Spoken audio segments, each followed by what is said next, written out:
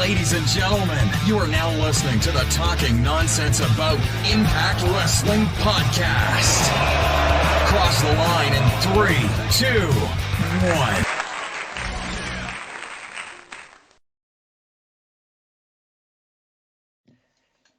Hello, everyone. Welcome to episode 75 of the Talking Nonsense About Impact Wrestling podcast. My name is Jeff, and alongside me, as always, is the PCO to my Maria. It's Max, everybody. Max, what's going on, buddy? What's going on? I don't know how I feel about that. I feel like I don't want to be the Mike Bennett to your Maria. No. Because we ain't that close. I mean, hey, but it's 2020, my friend. All right, guys. So a lot to talk about. Jam-packed show. A lot of news and updates and departures and coming. It's wonderful. Wonderful time to be an Impact fan. If you are a newcomer to Impact or our show, let us be your guide to the wonderful world of Impact. We pride ourselves on being unbiased, pro wrestling, and as transparent as possible. So stick with us. Hit like, subscribe, all that jazz. YouTube, Twitch. Big shout out to anyone who watches us live on Twitch.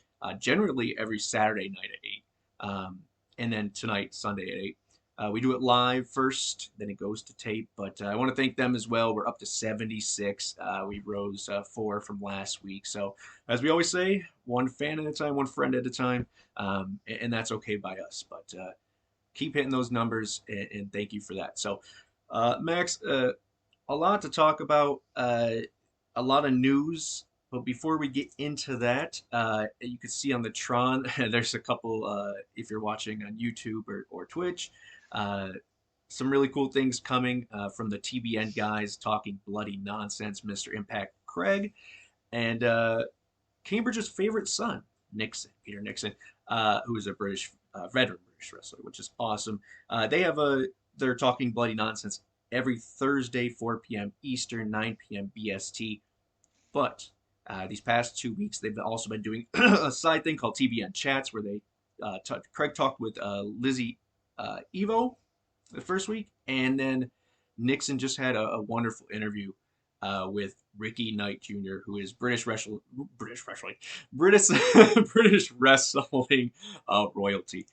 So really dope. I recommend that. It goes into his tryout with WWE right before the pandemic and what happened with that and so on. So really cool stuff. And his match with his banger of a match with Will Ospreay. So go check that out. That's cool. Yeah. So go check those guys out. And fuck it. No. Actually, you know what? We haven't done it in a while, and I apologize, guys. We just been kind of all over the place, a little bit sick in my household, and a lot of different things going on. But we're going to get back to it. What's going on, Critical Sting? 17, always in here. Let's get into the comments. All right. So Gary's Movie Emporium, always a friend of the show. Not big on Vincent being an Impact. The rest of the guys I'm fine with. Hashtag just my 2 cents. Fair enough. Side Blurry 28, another regular there. That was awesome pay-per-view, great showing. As far as AEW fans go, most of them are former WWE fans who hated TNA/Impact since the inception of it. Back then, I need my glasses, shit. Back then, I thought this stuff was supposed to help with eye problems. Back then, they thought guys like AJ and Samoa Joe weren't stars, nor are they good enough to be in the WWE. So it's only now that they see the new shiny promotion like AEW and latch onto it, along with the other bandwagon fans by trash talking every promotion named AEW. Probably should have pre-screened that. No. Everyone's welcome to their opinion here. We are very open to anything as long as you talk in, and without being rude. And I think that's a fair assessment. I don't know if I feel 100% like that, but I could see where you go. I do want to say on the flip side, this is something Max and I talked off air about. Impact, we're feeling a little love from the internet now, right? We're getting some boosts. We're feeling confidence after years of getting shit on. The Impact faithful, right? Embrace the people. Embrace everybody. Don't feed into the trolls. Don't feed into that negativity. Don't feed into showing, hey, we're better than you. Don't partake, because then, we're just as bad. So after years of how we were treated, I would recommend we don't go that route. It's a bad look. All right. Hakeem here, a regular as well. Hakeem, great writer as well. Check out his stuff. I think we will get ROH versus Impact in a Lethal Lockdown match at Rebellion. Good review. Thank you, Hakeem. Pretty cool, I would say. I I think think that would be a good match, a good way to settle that. yeah, we've kind of spoke on the possibility of what could come with that question mark there, right? Um, and where the Omega symbol used to be, a lot of people caught that. If you haven't, go check it out. It's a pretty cool little Easter egg there that impacted.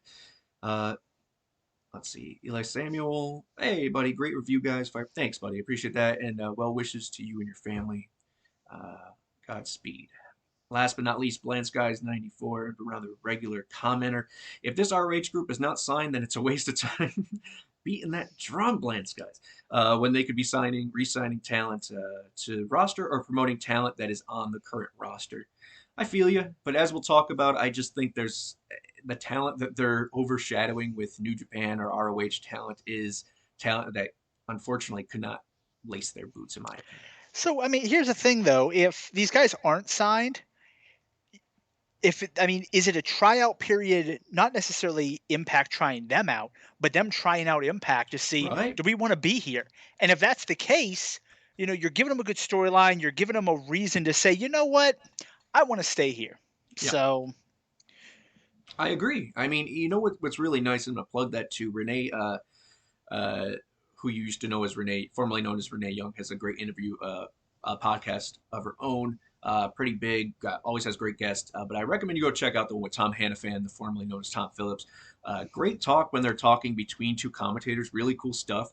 But he also talks about, like, I didn't know what I was walking into, and you hear the rumors of what Impact Locker Room is, or what the staff is, and how laid back it is, how family atmosphere and creative. And he's naming all these things, and he said it is what they say it is. And he's like, I only been there one day, but that's pretty damn cool that that you hear that coming from someone on the staff. So, yeah, pretty dope. And if people come in and see that and want to test the waters, they stick around. Look at Lady Frost. Look at insert here whoever else here who's been sticking around. All right. I want to shout out AO there, our Twitter man. And Bert, brother Bert back in here. Missed you too, buddy. I want to also say before we go to our finally back to GoGo Power Rankings with Datia, I want to give a shout out to our audio listeners. Thank you. You've had some issues about uploading right then and there when it comes out. I see a lot of growth in YouTube, so if you're coming over, I appreciate that. But we will have it more timely for you guys every Sunday. All right. So let's go into the aforementioned GoGo Power Rankings. Hey there, this is Data with Rangers of Wrestling, and it's Power Ranking time.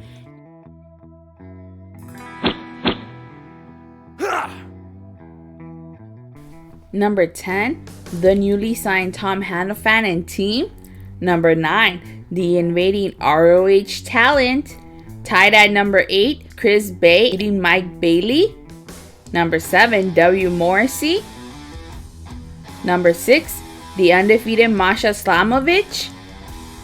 Number 5, the Monster Jonah. Number 4, Triple A's Laredo Kid. Number 3, the Walking Weapon Josh Alexander. Number 2, Impact World Champion Moose. Number 1, Double Champion Deonna Purrazzo. That was your top 10 Impact Wrestlers of the week. Do you agree? Let us know at TNAIW channel. Back to you guys. All right. Do you agree? Kind of hard. Perfect timing. After she appears in the chat as soon as her video ends, it's like she morphed into here. What do you guys think about that? Audio listeners, if you want to write us at TNAIW channel, as well as our YouTube listeners, our viewers, excuse me, wherever else you watch this, write us at TNAIW channel. You could be part of the rankings committee. You can be part of the people who correct and critique our shitty power ranking committee. But hey, do something about it if you want to be there. But yeah, so, a really good episode this week. I'm going to get right into it. But first, if you're a new listener to the show, I want to tell you how kind of our format runs. First 10 is what you see, what you just saw. Power rankings, shooting the shit, stupidity, and kind of catching up in our comments as well. Next 30 will be about Impact on Access TV, a review of that show. And then the last 4 will be our 4 hot topics to talk about. All right. So let's get into it. Let's see, on BTI, which I mentioned BTI because it really has stepped up since we've been talking about. I love the format between Josh and Gia. I think if it's really good, worth checking out. If anyone has heard us before, I've said I can't make it through one episode, and that's not a critique. It's just I watch every episode. Why do I need to be recapped on it? But I do recommend BTI because Black Taurus defeated Matthew Raywalt on there in a real good match. Then on Impact, W. Morrissey comes out, says he wants Moose. Kind of a face vibe there that we're going to talk about. ROH Invaders come in and beat the shit out of D'Lo Brown. Beautiful stuff. Wonderful things that come out of this as well, as I'll mention on side notes here. Laredo Kid defeated Chris Bay in another banger. These guys are meant to do this forever. Trey on commentary, and that's what I was referring to. Swan, Mac, Eddie, Rhino, Heath, the Scooby-Doo gang there split up to find ROHers. Faces being faces. Mike Bailey defeats Jake Something, Ace and Fulton on commentary. VBD and the Good Brothers talking backstage, working out their issues, saying we're better united to get shit done around here. Then they see that Rhino and Heath been attacked by the ROHers, and they check on them, and then they beat the shit out of them. Because that's what heels should do. Come on, man. Good shit. Take advantage of, Hey, I think, never mind. Stupid joke, yeah. I think they're used to taking advantage of ROH situations. Gia interviews, I said a whiny Cardona, and Chelsea, and then Tosh and Evans eventually interrupt there, kind of go in the route that we think it will. I see I'm a Matthew Raywalt mark. Same here, man. Same here. One of those good success stories. Masha Slamovic destroys local talent Vert Vixen. Josh comes out, shows her respect, and then another roadblock comes for Josh, who's demanding his rematch, and it's Charlie Haas. We'll get into that. Mickey preps and warns Roxy. Before that, I want to mention they did show a little video package of Roxy, which we will talk about, which I thought was a very smart thing to do and a really nice package for her. Impact champion Moose in street clothes defeats Zicky Dice. And Myers on commentary for that. Jonah defeats a Raj Singh who says he wants competition. Demore on commentary for that. The Influence prepare for the Inspiration in Fort Lauderdale. Eddie Edwards is taken out backstage. Gresham is Honor. Macklin says he's not. They're going to challenge, and next week we now get a Macklin versus Gresham for the Ring of Honor title. Pretty cool. And then our main event, AAA's Reina de Reinas champion Deonna Purrazzo defeated ROH Women's World Champion, becoming two-time champion herself. Again, Deonna Purrazzo. At the very end, ROH reigns supreme. And here we are, Max. Lay it on me. From top to bottom, what do you think? I'll pepper mine in later or throughout. A lot to unfold here. So I thought it was an amazing episode. First off, I loved that Matt Taven kept calling him Tom New Name. Bro. I thought that was absolutely hilarious. Every time he said it, I laughed. I like that. Although I miss D'Lo, I like having the wrestlers on the commentary. I thought it was really well done. It gives them a chance to show a different side of themselves, or I guess a more in-depth side of their character than just a normal interview does. Yeah. So I really like that. I also think it kind of sets up future feuds. Obviously, you saw Chris Bay, and Trey talking a lot about Chris Bay, even though Chris Bay lost. Yeah. I think that's a feud that happens down the line. You obviously saw Ace Austin talking about Mike Bailey, discussing the fact that he doesn't wear shoes. He thought that was strange. Like, I liked just little things like that. I thought that was really well done. Obviously, I find it funny that Macklin lost to Trey Miguel, can no longer challenge for the X Division title ever again. So he's like, you know what? ROH title, here we go. Like, dude, like, you've got, it's about the honor. Yeah, you've got Josh Alexander over here who's got to beat everybody under the sun to get a title shot, and Macklin's over here just picking title shots. I'm gonna go here. Okay, I'm gonna go here. Oh, I'm gonna show up in AEW next. You just give me a title shot. Yeah. So I like that. I thought the Moose, Zicky Dice match, I thought, honestly, potential match of the year.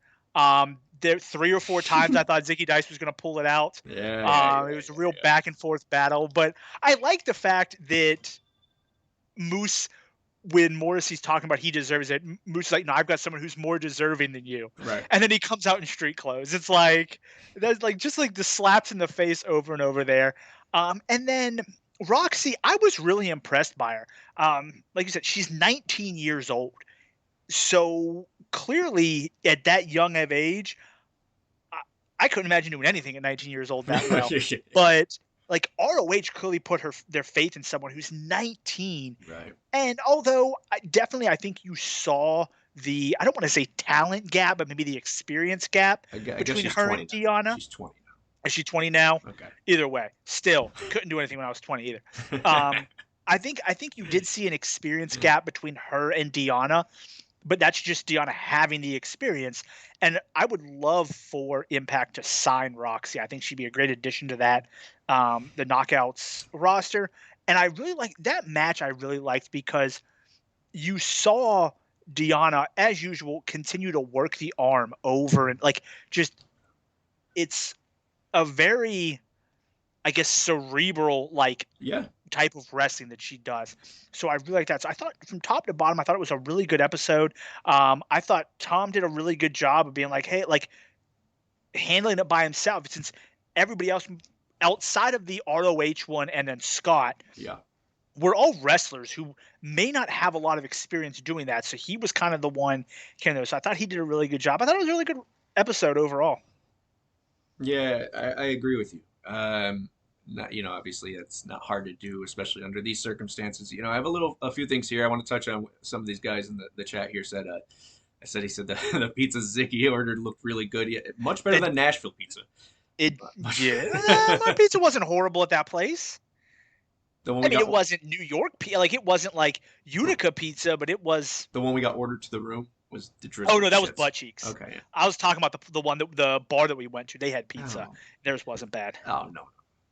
The other one was testing out Tom. To touch on that, yeah, I agree with you with Tom. I don't think they were testing him out. I think he's the face and voice of the Impact commentary team now. And I think what that did in one short motion was killed a bunch of birds with one stone. One, it gets him familiar with the roster, not in the sense of the human being, the real life person, but the commentator. Now that character has now had interactions with several roster members in the span of one episode. So it gets him really just formatted into the grain here. I thought it also did a service, as you said, to the people who don't usually get to show their personality or their maybe the format of an interview isn't their best quality because they don't have that gimmick yet. And I'm talking about Ace and I'm talking about Fulton and I'm talking about Trey. Trey had showed the most personality. I love Trey. Everyone knows that. I love the Rascals. I hope we're getting back there a little bit. But he showed more personality in that one segment than I think they've allowed him to show or had written him to show, whatever, in a, I think, collective group besides the Treehouse. So I thought that was really well done for him. It's really well done to start new feuds. It was just a really good thing. And I remember the days of Impact where we were scared when the third person would come on commentary. Or Pope would have to take off his headset if a guest came to commentary because we couldn't fucking figure out how to do three. So that alone is wonderful. But I agree with you with Taven as well. Look, Taven was probably on paper I was least excited about him out of the ROH group. And honestly, and we say we're transparent here and unbiased. It had nothing to do with him being ROH. It just I haven't seen but only so much of his work. So by default, it's just not someone whatever. And then he's not generic looking. He has I think a cool personality and a good look to him now. Now that I get him, but I would say Vincent has an instant more of a pop of a look to like, oh, that's intriguing. So on paper, he was my least favorite. But after that segment, you're messing with the real deal now. Where's your chest protector? Tom New Name. There were so many things he does and says that he was just little things. He was good. He was good. So I am wrong. I bow. I'm excited. Obviously a huge Bennett fan. In Maria. I definitely agree. I mean, I felt like with the Kingdom, I always kind of felt like he was I don't want to say the afterthought, but I guess the guy in the background. Yeah. with the original Kingdom, but here, man, he did a great job. Yeah, I agree. And Tom's doing wonderful as well. And you got to see Regal on commentary as well. And they even made the number 10 spot in our power rankings.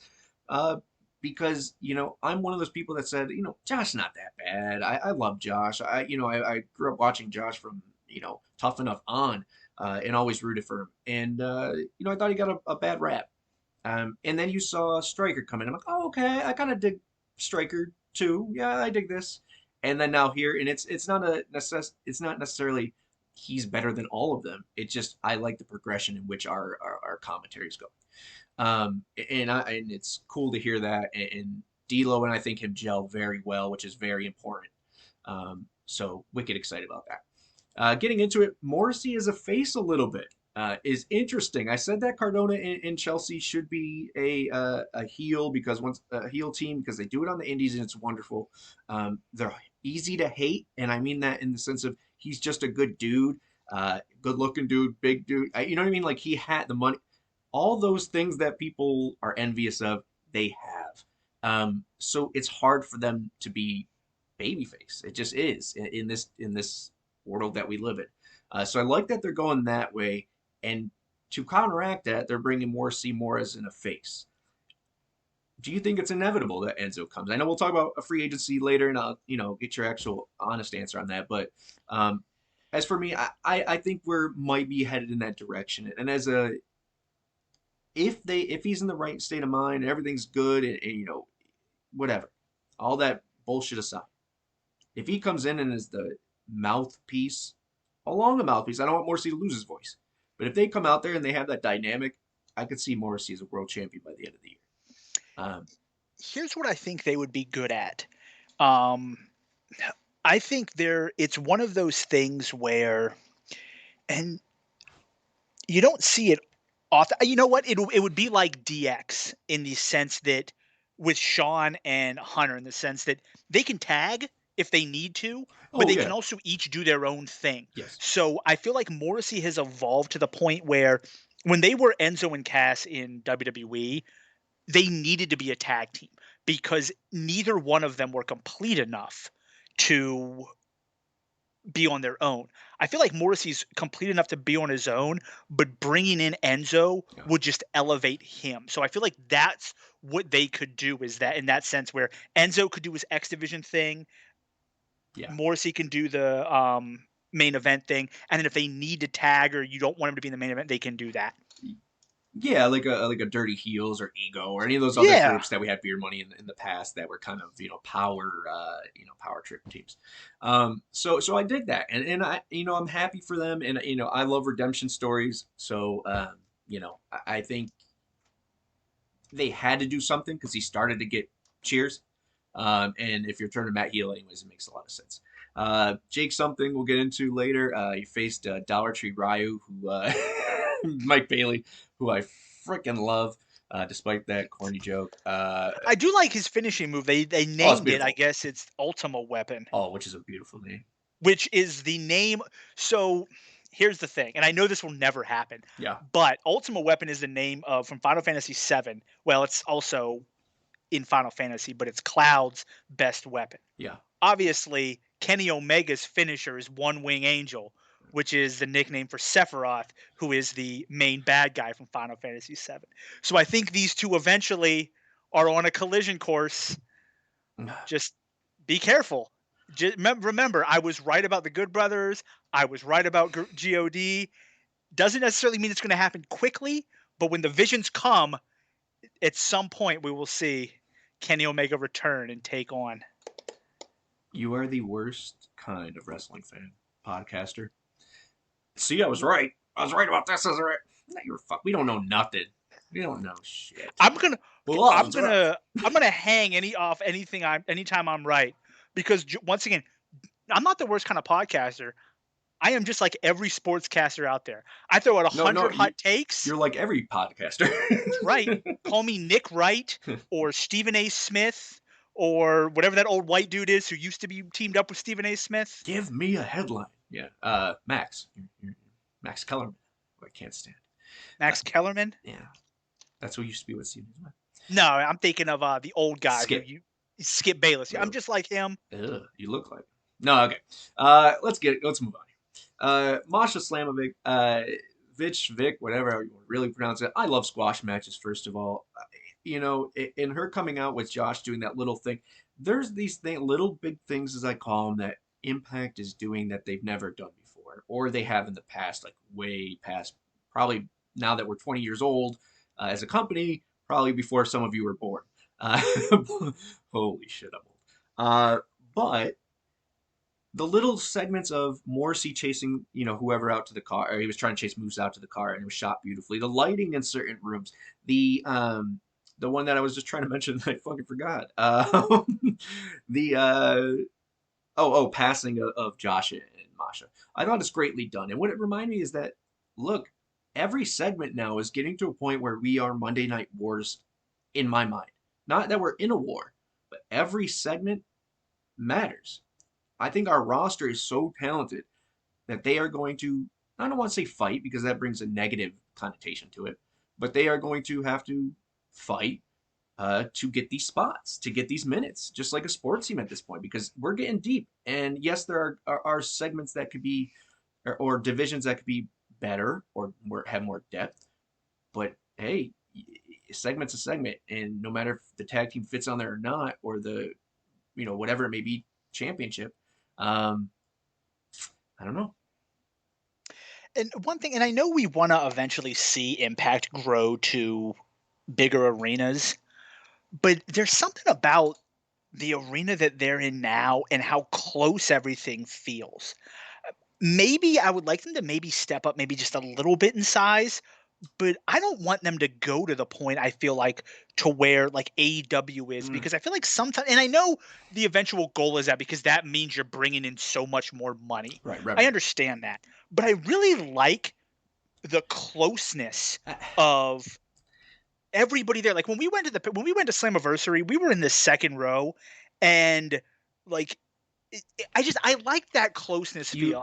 Here's the thing. You like it for that experience, and I love it for that experience too. But I trust Impact to make every show, no matter if it has 8,000, 12,400 or not, make every fan. They've done a good job every time I've went to a show, past, present, or whatever state they've been in, of making the fan feel invited or part of the show or whatever. So I don't think they'll lose that. I totally agree and understand with what you're saying, the more intimate setting. But look, the evolution of the game is to make money. No, I understand that, but I guess I would like, a middle ground to where it's a step up from where they are, but still small enough that everything feels close and personal, and not just you kind of get lost. Because as much as when we went to Royal Rumble in Philly, as much fun as that was, we were so far back. That could have been AJ Styles that came out, or that could have been Pee Wee Styles. We were far enough back that it was tough for me to tell who is actually walking out of the. Bro, if I would have sneezed or farted, I would have fell to 50 stories to the ground. Well, yeah, we would have died. We would have died. That thing was so fucking weird. How slanted, I'd never again. But it was a great experience. So there's a few things I want to touch on, and I get what you're saying. I just think that there's a healthy balance somewhere in there, and if they're going to hit that 7,000 that you suggested is going to be their average for their capacity, that's a big amount. They're going to have to get there, but I think with the talent they're bringing in and the stories and creativity and once again the aforementioned locker room morale that people know about and the atmosphere they produce, I think, the sky's the limit with this team, especially under Scott D'Amore. You got to give him credit for all the shit he's done. It's just beautiful. But we were talking about them growing and getting sponsors. Obviously, the pizza company they had was clearly a sponsor. Right. Like they didn't. So they are. Well, I think that's good too. That you're getting not just big sponsors, but sponsors within the area you're in is another smart thing that they're doing. Yeah, I think we could talk about the ratings, kind of bunch all that stuff in, because I think there's a lot of promotional stuff that Impact is doing right now. A couple of things I do want to hit on. Eddie is full of shit. I'm telling you, I said it'd be cool if Eddie was part of the ROH thing and he's a double agent. That would be pretty dope. So we'll see. We'll wait and see there. Raj Singh came out, did some Punjabi rhetoric, which I am so upset with. Because I agree. because I understand, and we'll get to Rohit leaving, but they had the chance, and they still do. He looks dope. He could go, I think, from the little we got to see him. He was injured for that period of time. He has a swag about him still that was, I think, exemplified by Rohit. But come on, man, this is a chance to have an Indian character who is something more than just an Indian character. And I don't mean that. No, I don't mean that in any woke way or over the top way. Or please do.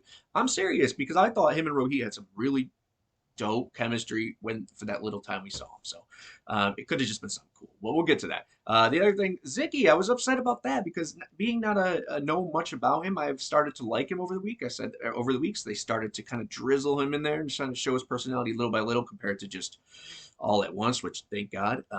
Because I originally thought he was going to be a Joey Ryan. I did. And now I get to see him a little bit more. I don't know if this reference is over your head or not, and I don't mean that in a rude way. I just, me in movies, and you in movies. But Boondock Saints. I love that movie. Oh, okay, Roscoe in there. He just reminds me of Roscoe from that, and I just feel, or Rocco, excuse me, and I feel like that's a cool. Like he has a really, I don't know, it's a sleazy, and something vibe to him, and I just wish Moose would have took him slightly seriously, or where. When I saw Moose come out with the clothes, I was just hoping that Ziggy would get kick out of something and then just have a little bit of it. But see, although I think it fit because it was basically a slap in the face to Morrissey, but I also liked that after VSK, after he lost and they came in, VSK came in and gets killed, and Brian Myers is on the commentary yeah, this is a rebuilding moment at this, but basically just hey, we suck. I don't know what to tell you guys. I'm not gonna get involved, but we suck. So, I just thought that was funny because hopefully it does. I would like to actually see those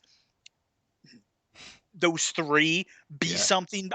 Brian Myers is, but I would like to see VSK and Zicky Dice eventually maybe be a legit tag team and kind of like a Rocky montage build up to get them into a serious contention would be interesting.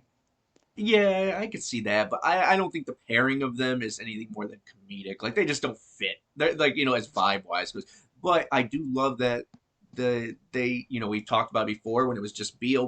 Where's Sam Beal? Where's my dude? I don't have any inside information on that. Someone let me know. Or Sam, if you're watching, tell me, where are you?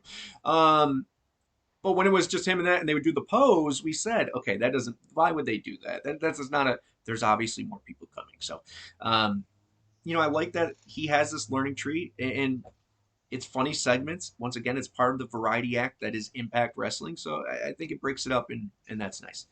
You need jobbers. The Brooklyn Brawler had a great career jobbing out to people. Yeah, but these are... And Zicky Dice is a better character than the Brooklyn Brawler. That's a slap in the face. That's a slap in the face. Because Brooklyn his intention was never to break out of that. And I think Zicky has more talent than, and no offense to Brooklyn Brawler, I'm sure he had his talent, but he was more backstage guy, right? That's what you do. All right, let's move on here. I think we've hit every freaking thing you could about the show itself. Oh no, there is one thing I want to say.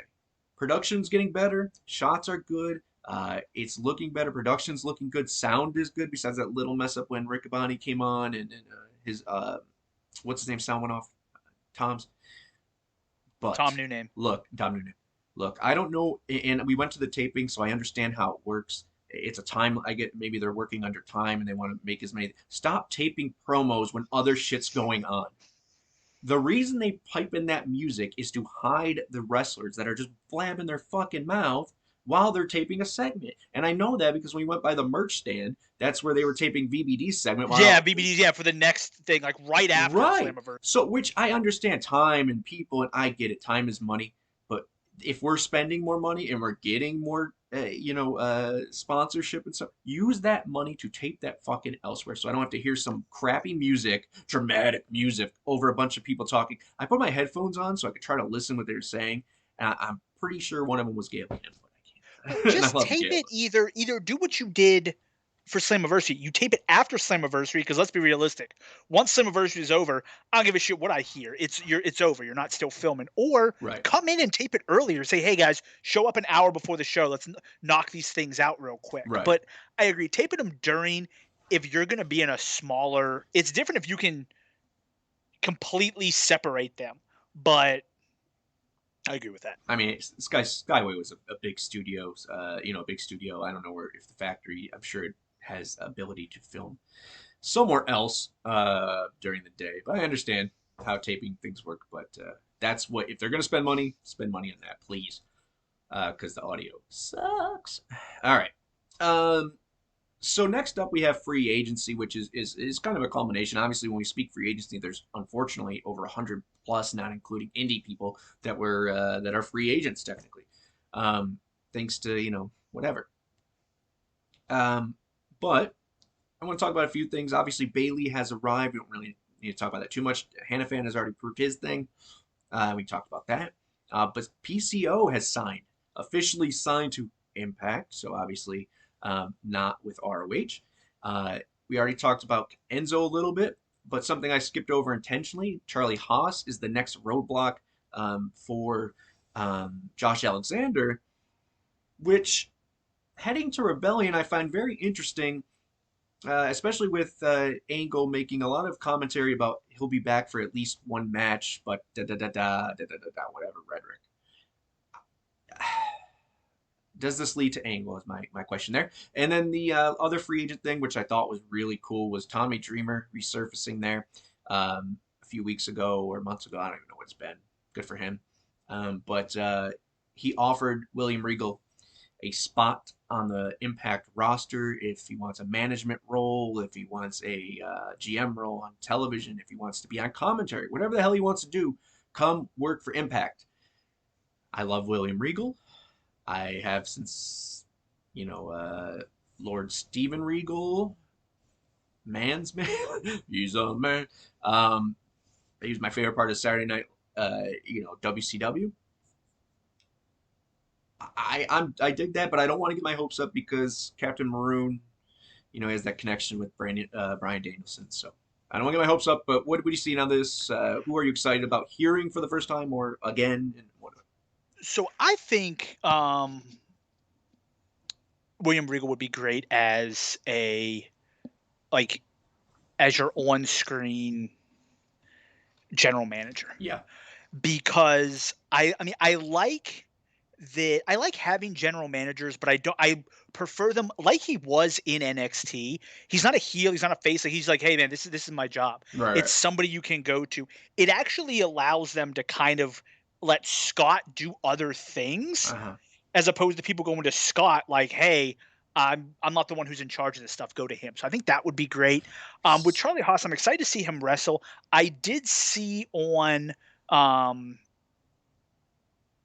Twitter, I don't think he signed to Impact because he was talking about how this whole situation kind of reignited a fire in him and he's going to be taking bookings again. Yeah. So I think it's just a one-time thing, but I wouldn't mind seeing, I don't know if Angle's coming back, but I wouldn't mind seeing Angle come back in a manager type role and rebuild a team Angle. I think that would be interesting.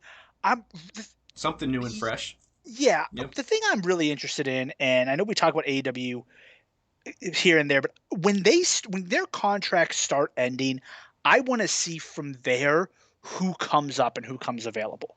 Because obviously I think Brian Cage is definitely one of them. Whoever comes up and is a free agent, they obviously were never good in the first place. Correct. Yeah. According to the internet. We talked about that before. I found it funny because Reddit was talking about these people basically saying like, oh yeah, these guys can't hang with the people they have there now. Yet when you stole them from us. when AEW was being announced, every single person that they announced was the next was AJ Styles at 22 years old. Like this is it, man. This is the next big thing. So I kind of want to see who go. Brian Cage obviously is an option that I think could become available that I would be really excited to come back. And we'll kind of see from there because I know there's still some WWE people out there. Ember Moon, I'm pretty sure is still available and I haven't seen anything, and she would be a huge get for them. Big Swole. So Big Swole, I think is a good option. So there's some people out there, but with the ROH thing, I would love for Gresham to be a permanent fixture in Impact. So with the ROH thing, with AEW's contract, some of their initial contracts coming up with the WWE releases, I actually think Impact can be picky about who they choose to sign because there's a lot of talent out there, and it's not going to go to WWE because WWE isn't signing indie people anymore. Yeah. It's not going to AEW because their roster's already ballooned to explosion at this point. Right. So it really makes sense that Impact and New Japan are the two main places, and I think it's going to be interesting to see who Impact chooses and then what they do with them. That's a great point. And in reference to the comment we read about YouTube as well, I think this rolls into it. It's do I prefer the person ends up being long-term signed to Impact? Sure.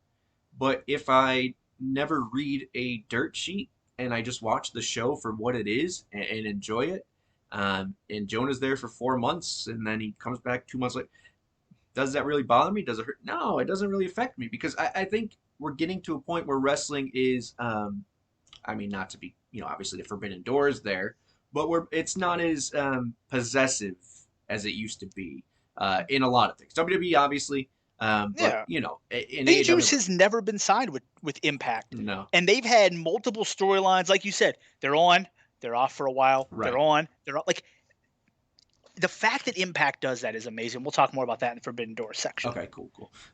So I agree with you there. I think the Charlie Haas thing's interesting. I heard the rumor that he was injured during the match. He was carted off. Now, I'm not saying that's kayfabe or not. I don't know. I wasn't there. It was legit. He talked about it. It was legit. Yeah, he's okay. He's not like. Well, yeah, I know. And that's my thing is he was legit injured. And I think that was the question for me was how do you rate him out? And maybe that's not the case. But he is a Dallas product. He lives in that area, and he was there, and they gave him a spot. Yeah, it's nothing more. I love Charlie Haas. I love Shelton Benjamin. I love that era of Team Angle. I do. I think that's a great idea. Bring us something different instead of Team Canada and all these things, which I would still prefer. But I think that's a good, if we're going to get a group, that wouldn't be bad by any means. But I don't think it never was supposed to be permanent. The Regal thing, like I said, I love Regal. Anything, he just brings a certain kind of respect and legitimacy to a product. And I don't mean, it's real now punching. I mean, like, just the brand itself is legitimate when you have someone as a class that acts as Yeah, there's certain people that, I get it, like you said, just kind of level up your product, make you go from an indie to that next level up, and I think he's definitely part of that. He is correct. That's a beautiful way to say it. All right, number 3, ratings are up. Does this matter to you yet? Now that ratings are up, have you changed our tune? Do we think ratings are important now, Max? I mean, here's what I'll say. Yeah. If Impact is bringing in more money, I don't care if it's because ratings are up. I don't care if it's because if they've got new sponsors. Okay. I don't care if it's because they are charging people more money to come into the events. I don't give a shit what reason it is. If they are bringing in more revenue, then I'm happy. Ratings to me don't matter. As long as Access TV is happy with whatever Impact is putting on the table, their ratings, I could not care less whether the ratings go up or down. Is Access and Impact happy? That's all I care about. Yeah. It is nice to see though that the work they're putting in is paying off. Yeah. So I'm sure in that aspect they are happy about that. But for me, I don't think it's a major thing either way. Yeah, I agree. And I think the thing we've been preaching isn't, once again, out of bias. The cable is a dying brand. Someone wrote us and said, I wish it was on a better channel. Why? I can understand if you're still paying whatever for cable, and God bless you. But not a lot of people are. And the way we consume media is going to ever evolve. And if we get on YouTube TV, Access TV gets on YouTube TV, I would expect another show to come, and I would expect more spot. The ratings do help. We've never said otherwise, but I will say that it's still the Nielsen rating system, which is invented over 70 years ago, and it's a piece of shit. And it's used for radio that they've now modified, and right, and it also is something that hasn't changed since they had 8 stations, okay, or 5 or whatever the fuck it was. So I still think it matters to some people, especially elitists. Not, and I don't mean that in a wrestling way. I just mean that in a advertising way. But at the same time, there's so many ways to consume it. Any way they're making money, they're making money. They're getting sponsorships for consecutive pay-per-views by a movie industry, which is interesting. Maybe they are, have when they bought those movie rights or whatever they did, catalog maybe has something to do with that. I don't know. I have no knowledge. But we could look into it. But either way, it's a great sign. And they were doing that when the ratings were at an all-time low since November of 99 or whatever the fuck people are saying. Who cares? If you enjoy the product, enjoy it. And eventually the buzz will come. Because once again, even though we are up in ratings, even if it says 20,000, it's probably like 100 people that have the Nielsen box that tuned in. Yeah. That's silliness. I do agree. I would like them Access TV to be on Hulu because that's what I have. Oh yeah. Just so I could watch the really the New Japan stuff. I can watch Impact through YouTube. Like I don't care where I find Access there. I did look. Access has a app on the Roku, but it's hot garbage.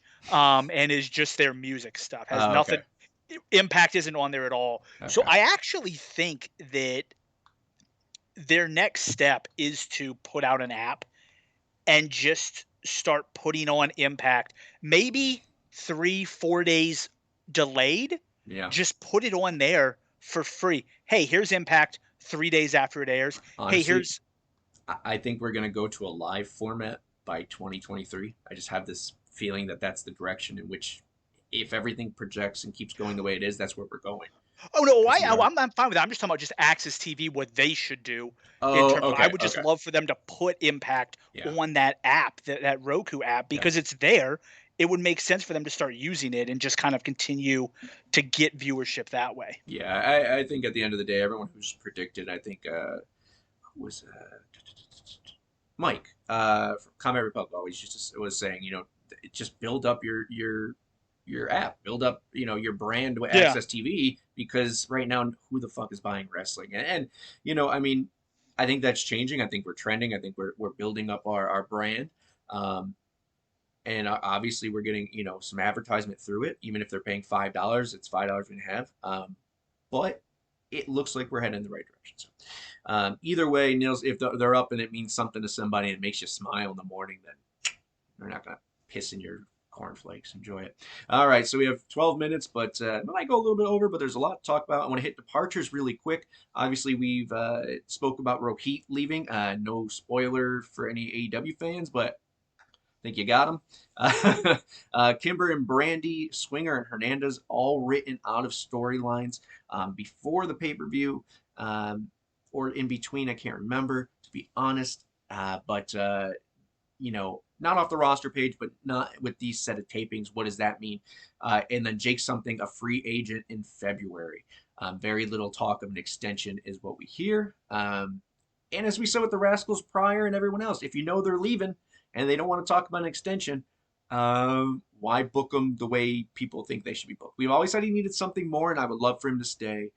But with everyone bringing on how big of losses these are now, with all due respect, because each one of these people is someone we ranted and raved about. Rohit, Kimber, Swinger, Hernandez, Jake, so. So I know Kimber had posted when they had mentioned her and Brandy. Right. She said, she's like, I'm still signed. She's like, I don't know what people are talking about. That could mean that she was not sent home in the negative way. Just like, hey, we don't have anything right now. We're just trimming it up before the next tapings. But yeah. But I will say this. Personally, I think Rohit's going to be a bigger loss than Jake Something would be. Okay. I think they're good friends too, so that makes, I really liked Rohit. Yeah. And I thought him and Raj would have been great together, I and did just too. been a good, solid team. Yeah. Not, the Indian guys, but just a Yeah. good team in general. Yep. Jake, something I agree. I wouldn't. He's one of those people that I would be completely fine with him leaving, finding that something, The seasoning. and coming back. Yeah. Um, We're getting to a point where we don't have the time to yeah, develop. and I know that WWE did it with Everybody in well, 3MB. that's exactly who I was thinking of, Yeah. was McIntyre. Yeah. Like he went on the indies, he came to Impact, he Yeah. really kind of honed his character and then went back. So I think I'm okay with Jake something doing that, going somewhere, developing that character and coming back. And then when he comes back, re-debuts, bam. Right. But I feel like Rahit's going to be the bigger loss if I had to pick. Yeah, who knows if he signed, but he did show up at an event. Spoiler, sorry, I guess, but I won't say which one. Does it matter? Do people care? I don't know. Not for any Sorry, other guys. company. Yeah, for other companies, sorry. We're always Impact spoiler free. And if you're an AEW fan, you come here and you want us to keep up, just let us know. Or not spoil it either. Let us know. But, I think they're friends. And if you're booking Jake wishy-washy to begin with, obviously they don't have as many segments to develop him as, even though I think he's very talented. This is nothing against his talent. In the ring, he's great. And his prospect, it just needs that little extra. And if he could get that elsewhere, then go for it, man. If he has an opportunity elsewhere that can showcase him on NXT or AEW, go for it. Because he is talented. Now with Rohit, we've been saying it for a while that Rohit is drastically underrated online. Obviously when he came in, someone, in management, I won't get into all that, but bottom of the barrel is what he was told. He wasn't ever, it took a lot for him to scrap and get to the point he was, and he fucking knocked it out of the park when he had every opportunity that he got. Few and far between sometimes, but he did.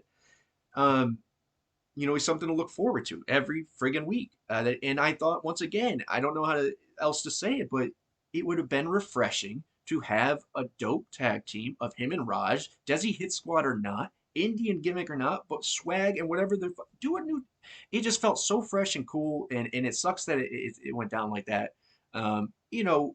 They took him off the roster page right away too. That must have been he knew he was going there. But what we've been saying is, besides all the praise, is that as good as he is, he's 40 something. What, he just turned 41, I think. Does he look it? No. Does he act it? No. Not in an immature way. I mean, like, does he? Is he show it? Yeah, is he showing that he's yeah. older in wrestling? No. This isn't the Kiss demon coming out there wrestling. Stop. You're like, ugh. Leave him alone. But I think he has all the talent in the world, but how do you invest in someone who's 40 something years old without it being, especially when you have segments, as we were saying, that have to go to Bay and Ace and all these kids that you're trying to bring up, Bailey now and all. It's hard, man. And I hope they get the rub on AEW because he fucking deserves it. So, and then Kimber, we love Kimber, but I hope that's true. I hope they bring her back. And then Brandy, Swinger, and Hernandez it wouldn't surprise me if they were on, per appearance deals. I know Brandy is, so maybe the others were at that point as well. I think Hernandez is. I think Swinger was. Brandy's still on the page. Right, but a pay per appearance doesn't mean she's gone. Just means I'm just saying, like they haven't removed. She wasn't somebody that they've just decided to remove. And then I see Bert mentioned that PCO is 54 and they just signed him. I agree. But if Rohit has interest elsewhere, you got to remember it works two ways. One, if we're not talking extension and you're not, both parties are a little wishy-washy on it, and there's no one, I don't know the deal, but I think that's an added factor. You have to look into that because, you got to invest time, and PCO is a name. He's a former world champion, and he's got name value. What is Rahit's goal? Where does Rohit think he should be? Right. Where does Impact think he should be? If for PCO, if Impact's like, hey, we want you to come in here, we want you to do a thing every once in a while. You're never going to get in the world title picture. You're cool, a monster man, I'm fine or whatever. Yeah, you're just gonna be a monster. Cool, I'm okay. I'm perfectly fine with that. Right. All right, awesome. Here's the thing. But if they're like, but maybe Rohit thinks he should be more, and if that's the case, you got to say, hey, man, go get him. Yeah. Go Brian Myers it up in AEW, and we'll see you in 2 years when you've been on TV for 4 times. That's don't leave. I don't want to. But no, but I don't mean it in a bad way. I'm just saying, like, but no, what I'm saying is, if you think that you're better, fine, go be that. Yeah. And then if it turns, because I agree with the statement that grass isn't always greener. I think there's a lot of wrestlers, and I think a lot of wrestlers see it when they go to WWE. Yeah. Everybody thinks they're here. Yeah.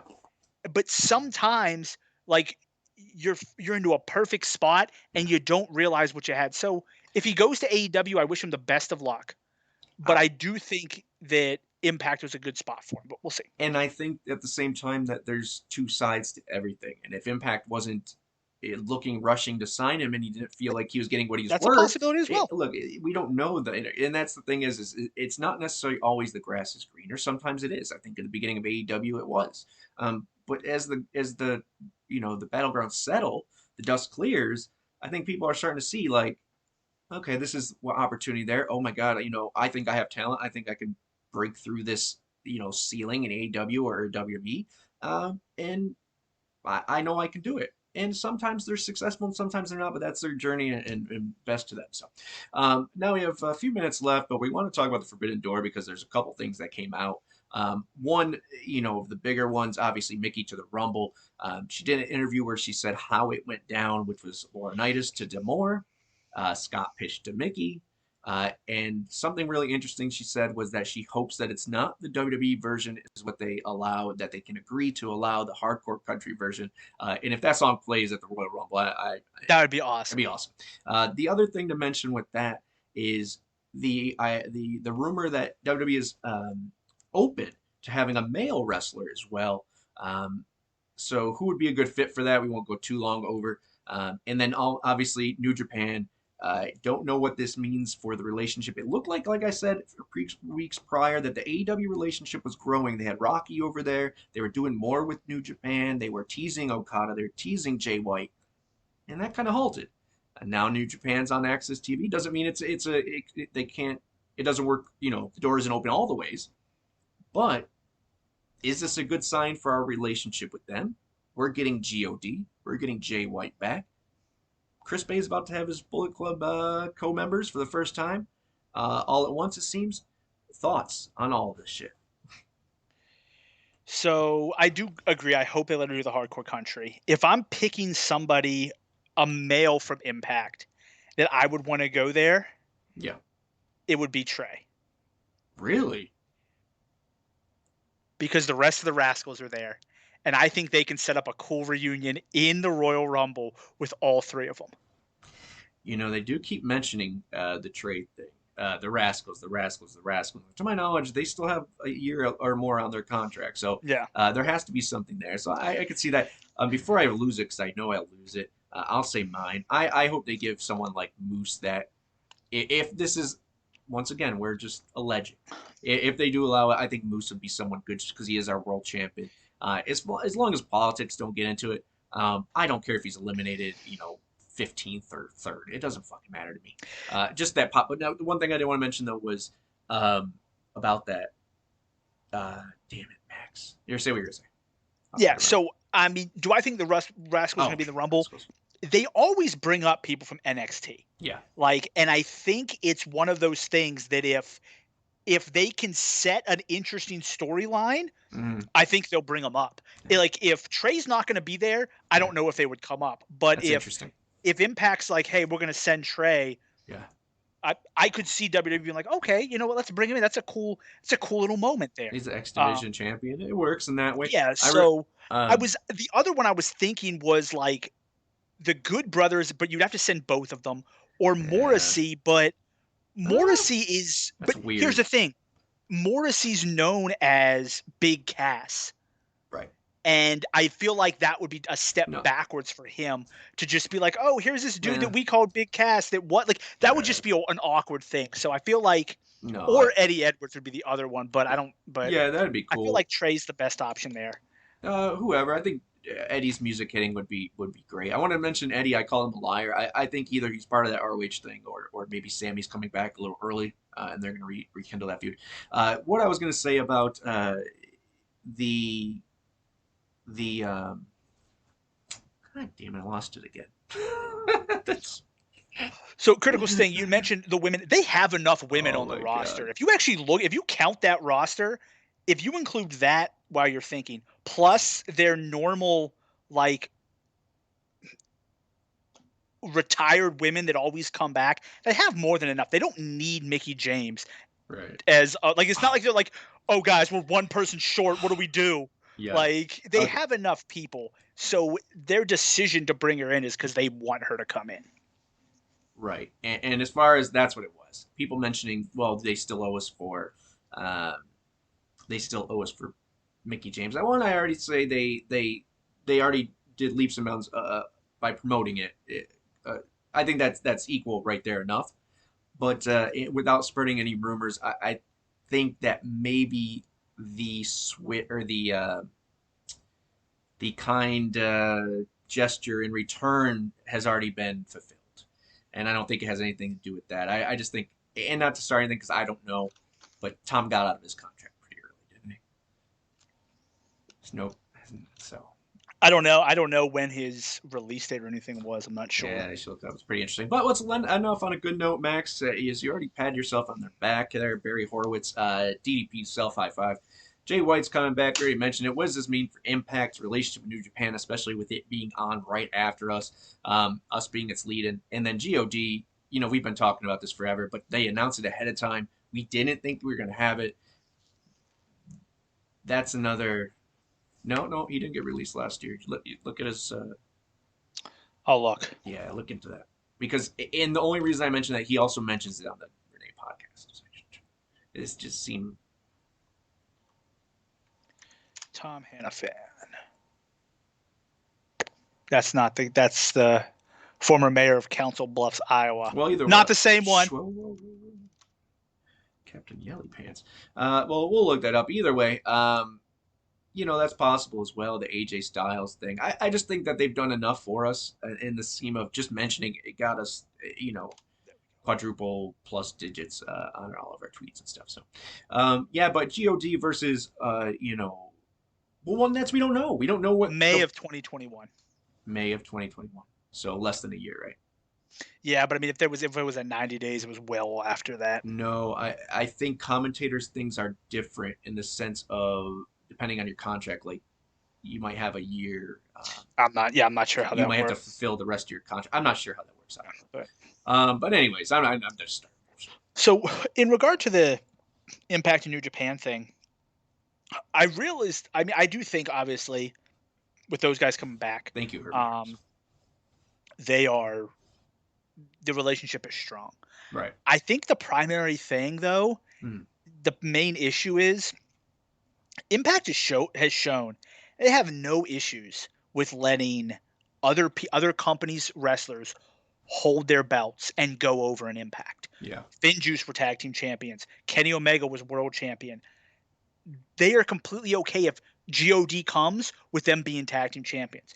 They would if New Japan sent somebody, they could make them X Division champion. Yeah. I don't know if AEW is willing to do that. Yeah. And I think that's where where you're going to run into issues because similar with trying to do a deal with WWE, if one promotion is always our main guys always have to look better than yours, always have to go over, it's going to stop a lot of things because you can only send so many people.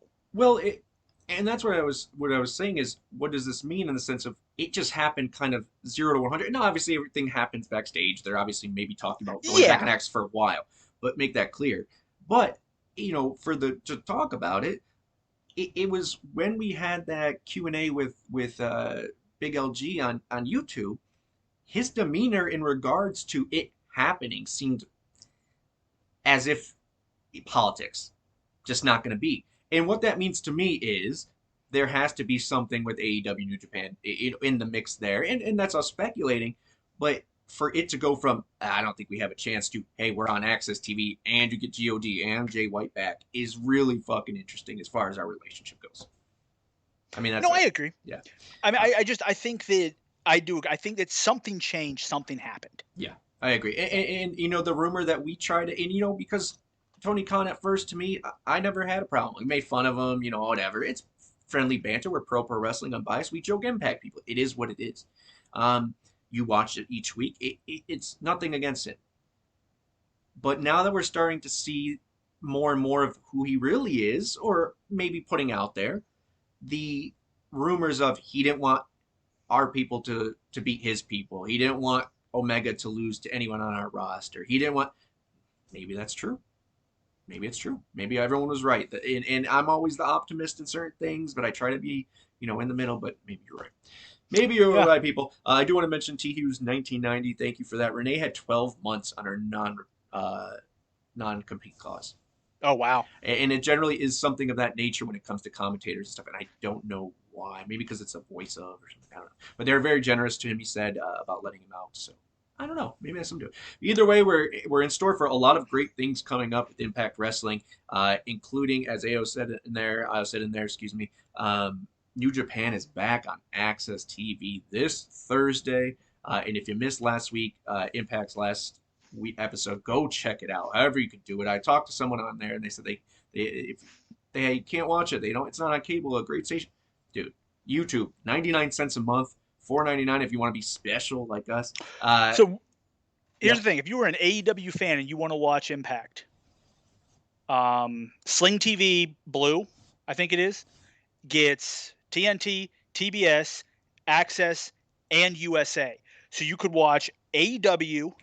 You could watch, and it's $25 a month. You can watch AEW. You can watch Impact. You can watch WWE. You can watch home HGTV. Yeah. You can even watch The Accountant. This is on TBS. Always, like, it's the only movie they own. So you can, if you are a wrestling fan, Sling TV is the best thing that you can purchase because you get WWE, AEW, Impact, and New Japan for $25 a month. And ROH technically.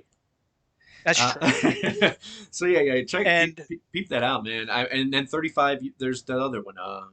What one has the $35 price? One of them is like Pluto, but I don't actually know. So sorry, I think Pluto is $25 and Sling TV is $35. Okay. But Pluto gives you much less. Yeah. If you're only looking for Impact, if I'm going to sell you on something, I had Sling TV. I thought it was good. I was happy with it.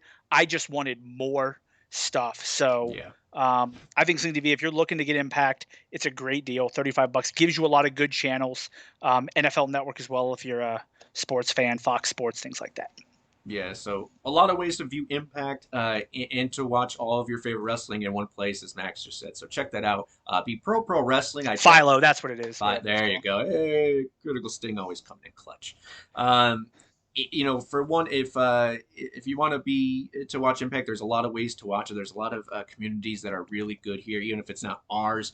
We are open to everybody and welcome AEW, NXT, WWE fans, whatever you are, New Japan. Come on, we are pro wrestling, and it's a good time to be a wrestling fan. And I once again I implore Impact faithful, day oneers like ourselves. Or myself at least, you're pretty close. 2010, 6?